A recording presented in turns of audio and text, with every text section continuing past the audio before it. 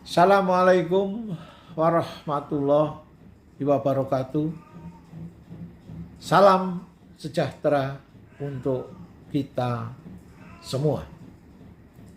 Perkenalkan, nama saya Juniawan Karanajaya dari Universitas Gunung Kidul,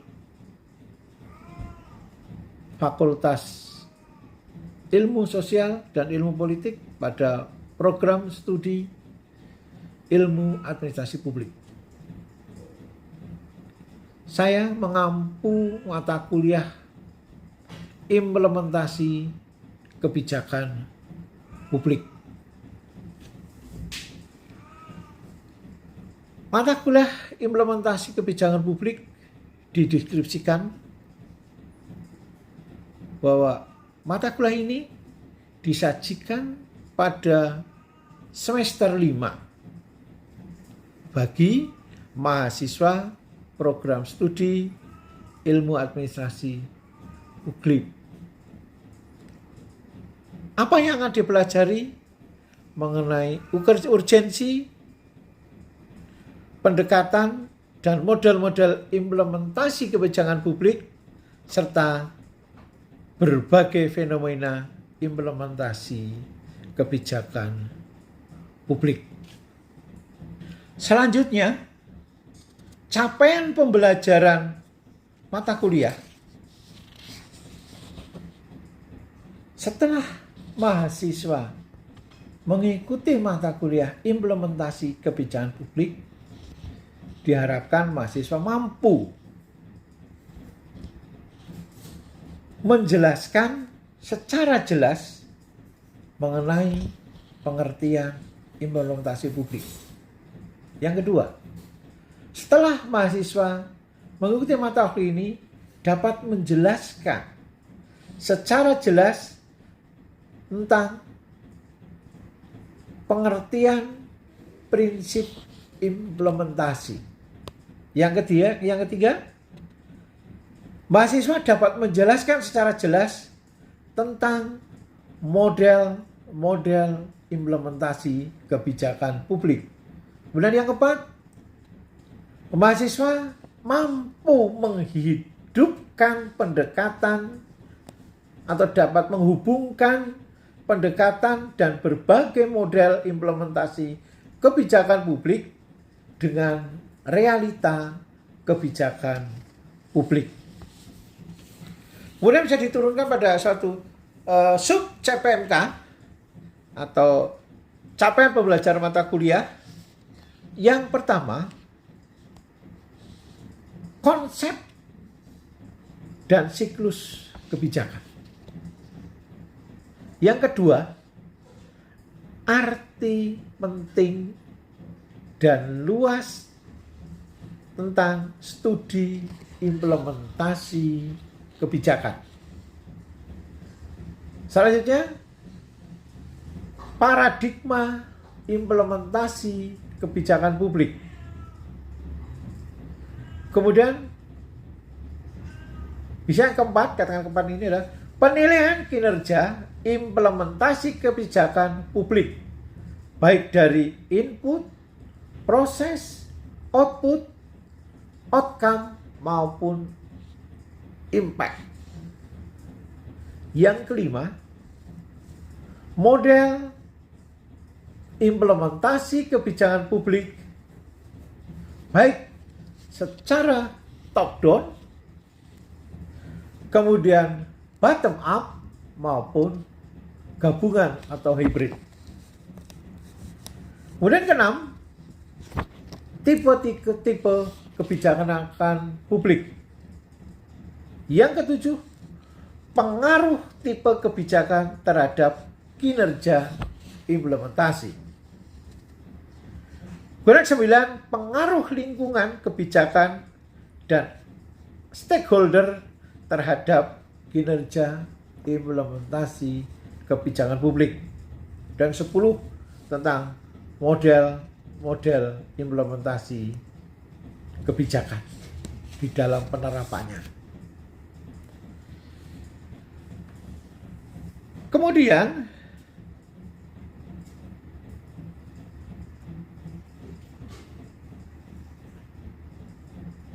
sebagai bahan kajian. Mata kuliah implementasi kebijakan publik. Satu, mulai kajian tentang pengertian implementasi kebijakan publik. Yang kedua, tentang lingkup dan perkembangan studi implementasi kebijakan publik. Yang ketiga, pengukuran kinerja implementasi kebijakan publik. Yang keempat, tentang teori-teori kebijakan publik. Kemudian kelima, faktor tipe kebijakan dan struktur organisasi. Yang keenam, faktor-faktor organisasi. Dan yang ketujuh, model-model implementasi kebijakan. Kemudian model pembelajaran yang dilakukan atau sebelum memberikan model pembelajaran, jadi harapannya mahasiswa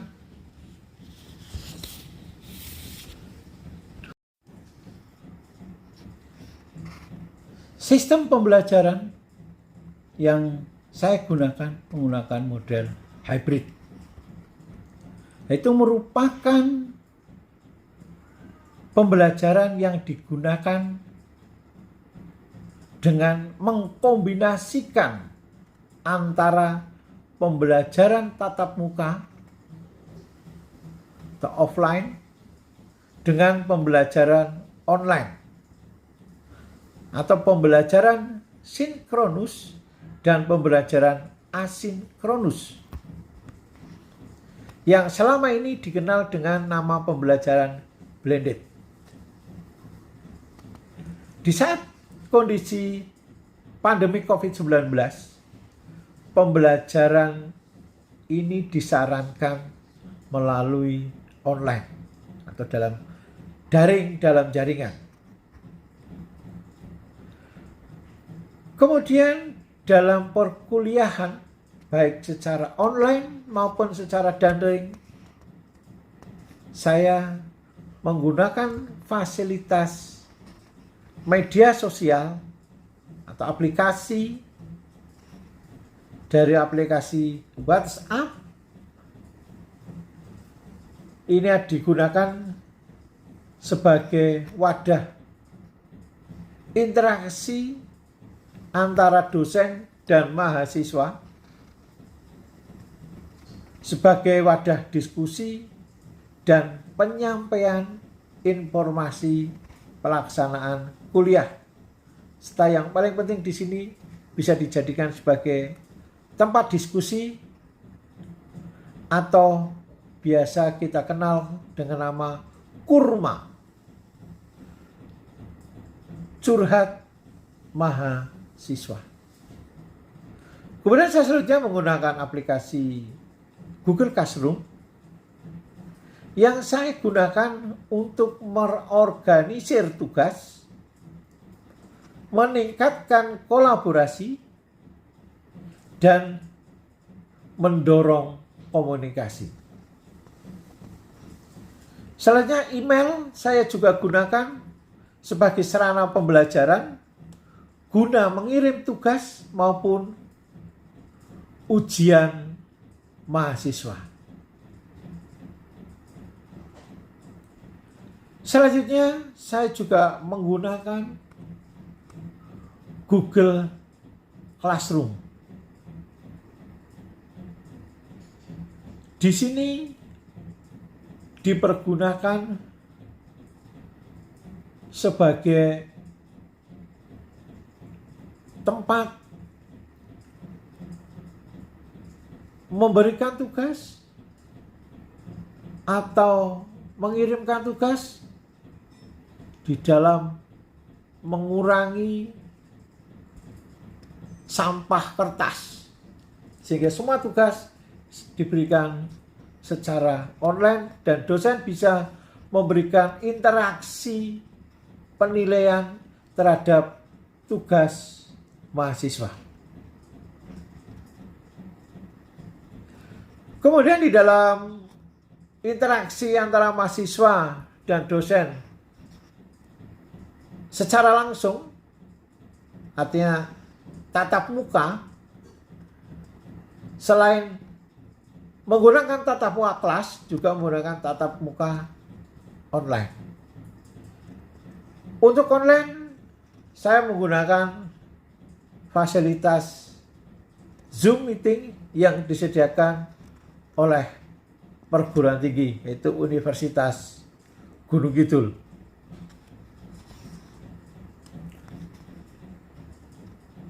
Sebelum perkuliahan dimulai, biasanya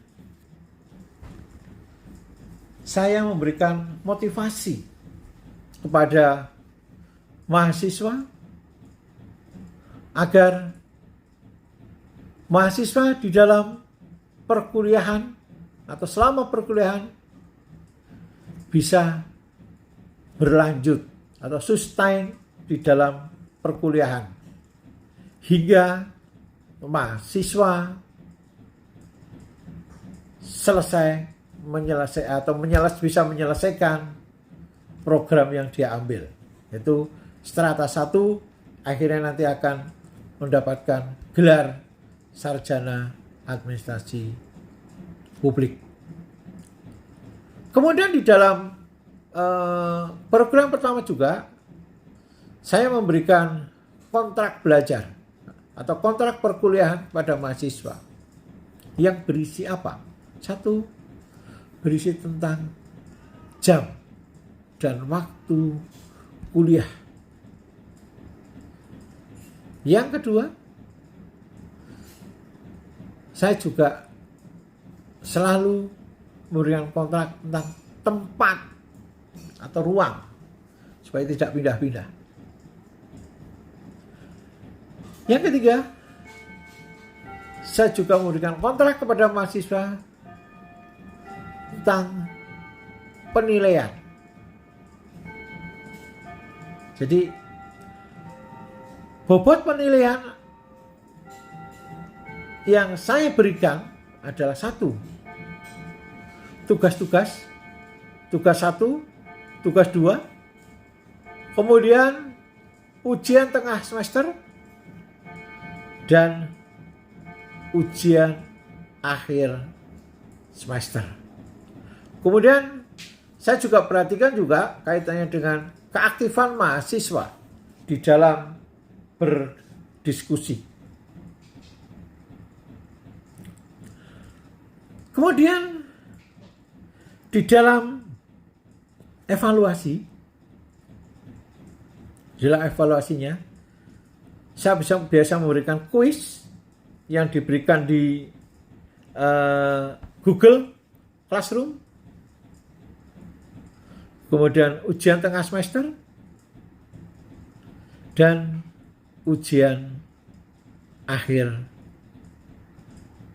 semester. Selanjutnya untuk cuplikan perkuliahan secara luring akan saya sampaikan pada video selanjutnya. Oke, baik. Selamat pagi mahasiswa semuanya. Selamat pagi. Pada hari ini kita akan melanjutkan materi yang ketiga, itu tentang mari sudah kita jelaskan tentang pengertian, jenis tingkatan kebijakan publik. Jangan lupa presentasinya diisi dulu sambil saya akan memberikan brainstorming atau mengulang mata kuliah atau materi yang sebelumnya. Kita akan coba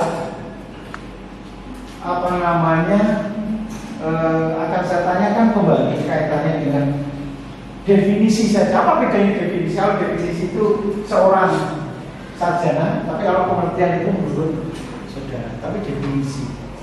Saya berharap adik-adik itu sudah bisa atau bisa mengerti atau memahami, dan paling tidak karena definisi Anda harus hafal.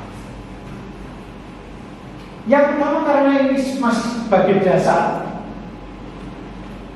saya ingin Anda bisa memilih dari materi kemarin yang sudah saya berikan definisi tentang bicara. Ya, silakan ngobrol. Kira-kira siapa yang mau menjawab? Saya kira harus ada partisipan. Nanti saya minta partisipan 3 ya. 2 definisi, 1 kesimpulan. Tengah, pinggir, tengah, pinggir. Ayo, Pak Ketua, silakan. Definisi dari siapa? Silakan. Ya. Ya. Saya ingin definisi dari Thomas Hardy, Pak. Ya, Thomas Hardy ya. Thomas Hardy itu mengatakan kalau kebijakan itu adalah apapun pilihan pemerintah untuk melakukan atau tidak melakukan.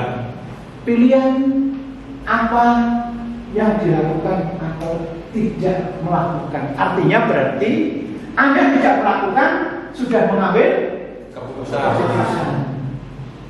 Selalu saya ngomong, dan saya juga selalu ingat seorang calon sarjana administrasi publik ini jasa, ya, ini jasa. Kalau Anda ambil dari Thomas Hardy ini bagusnya apa? Mutuskan dan tidak diam atau ngomong, itu sudah mengambil keputusan. Ya, selalu ingat itu. Jadi jangan, silakan pilih. Kalau milih apa sendiri, kue memang orang. Mau ngomong ya boleh, tapi itu sudah mengambil keputusan. Kalau biasanya saya contoh itu, kalau seorang gadis di lamar itu kan, apakah saudara mencintai Mas Agus? Anda pernah dengar langsung menjawab seorang wanita, ya, enggak. Gitu kan? Itu. Jadi pasti cuma tersenyum. Jadi bahasa tubuh itu sudah termasuk di dalam pengambilan keputusan. Oke.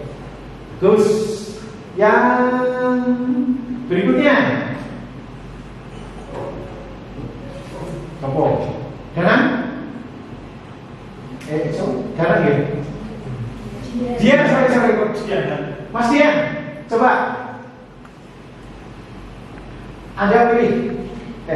Kalian cuma satu ya, tinggal satu lagi. Jadi seorang sarjana.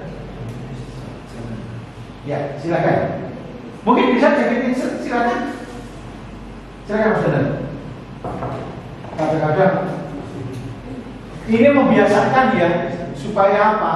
Supaya orang terbiasa bisa menjawab. Oke, berikutnya tadi sudah Thomas Hardy.